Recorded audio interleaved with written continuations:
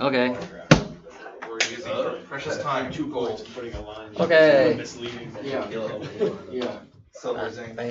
What did you mean by fast metabolism and slow metabolism? Yes, I wrote that down, so I'll make sure that I'll tell them about that. Is that a way of saying skinny and fat? Or young and old. As someone who's going through that change right now, that's not. Okay, then practice. Ready? As ready as I ever be. Okay. Okay. Yeah. So then my project is based on the non-invasive motor cortex neuroactivity recording through the cervical region. So, what's my research is focused on is pretty much whether I can record any neural signals that comes from the neck that pretty much like moves the arm. Mainly because the bigger issue that I'm correlating to is the if you have like a spinal cord injury or a neurological disease that may paralyze you from head down, you pretty much have no way to move anymore. So with current research and device that was created by Cyberkinetics, BrainGate, they have to install micro electrodes inside your motor cortex, inside your brain, and translate those signals to a muscle stimulator that would pretty much move a part of your limb that is paralyzed, such as the arm, which they're working with right now. So the concept is there, but there's no any like research out there that's currently states whether we could approach this non-invasively, perhaps even like around the neck. The reason why I went with the cervical region is because any motor neural signals that comes that moves your parts of your body comes down the neck. So why not try to get signals from there? From the results that I've managed to collect using an EMG decoder by placing electrodes along the spinal cord of your cervical region, you manage to get some readings from just like moving and flexing your arm, and yeah, as you can see here. One of them is directly with the spinal cord, and then one of them is like not like to like the side, but it's like sort of right in between the spinal cord and the side of your neck.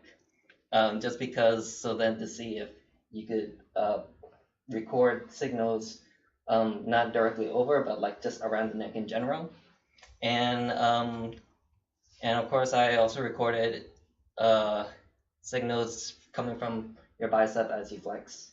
So it's same movements, it's just different placement of the electrodes that will be that records the signals.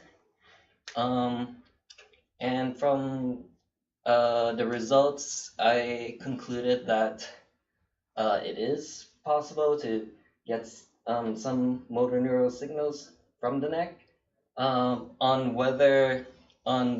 the analysis though of the data that I collected, unfortunately I wouldn't say that it's all too accurate, as the device that I used was produced like a lot of noise, so I can't exactly say whether if it's extremely accurate. A more advanced device would probably be needed to analyze the wavelengths properly. That's it. Yeah, so one of the things you want to say for that part, just say we're looking for ways to improve the signal to noise ratio, and that'll cover like most of what you're trying to say. It seems like you're nervous or you're saying a lot of ums. Don't be intimidated by these guys, man. Yeah, same thing. Lots of words. You can reduce them. Clearly state the gap that you're trying to bridge. That's gonna be it. And then on your signal plots, if you could find a way to reverse, so you have a black signal on a white background, or if you, I mean, Oh yeah, it's because like the app that I use, it just had a black. I couldn't figure out a way to invert that from the screen. Go into Paint and Yeah, invert probably. the image. Yeah. yeah, because that's really hard to see. Yeah, Oh, okay. What are we looking at anyway? These are pretty much the wavelengths of when you pretty much flex your arm. Like for these three cases, I believe it was pretty much when you curl your wrists, they produce these types of waves. And yeah,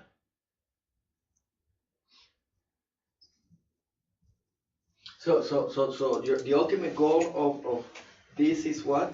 is to see whether you could record motor neural signals from your neck instead of directly into the brain. Well, for what purpose? For what purpose is because it's to wait is because with like with the current research that's going on, like the device is very invasive, it's very high risk because of the surgery. So if there's like I want to sort of explore like an alternative like method to pretty much translate those signals without the surgery part. No, but you're still missing the ultimate goal. I mean, I understand you're Yeah. trying to measure these signals, and you may be trying to do it in a way that is not invasive, but there has to be a reason for you wanting to do that, and that's the part that you're missing. What is the ultimate goal? I mean, you're not just measuring for the sake of measuring. Yeah. Okay.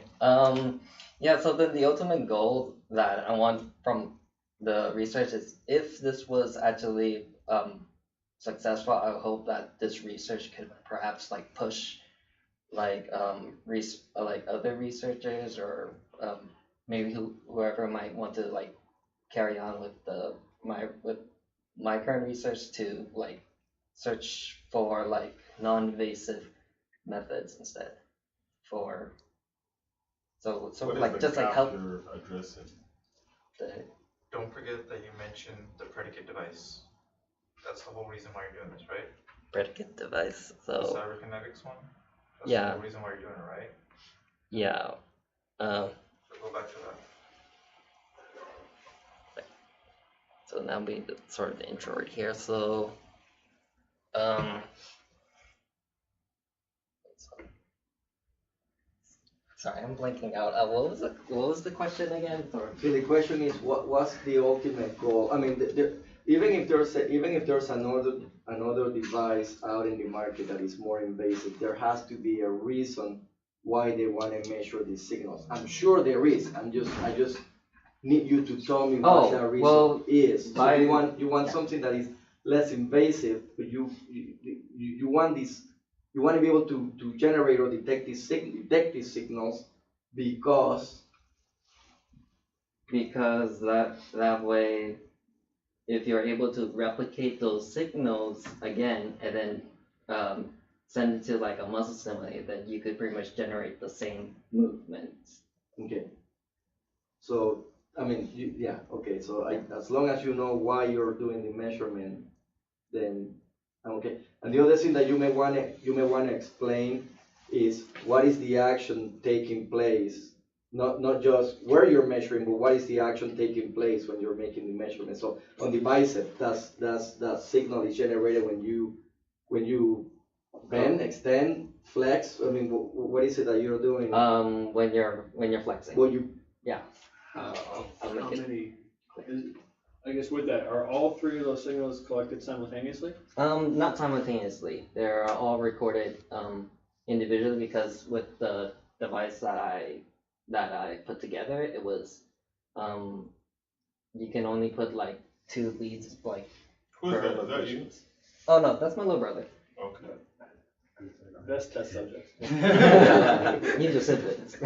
But in all cases, you're measuring the same action. Yeah, same in three action. different places. Yeah, Okay, so again, you're yeah. That way I could sort of like your compare. figure caption correlate- should say that. Okay. Yeah. Yeah, so same action but different places. Yeah.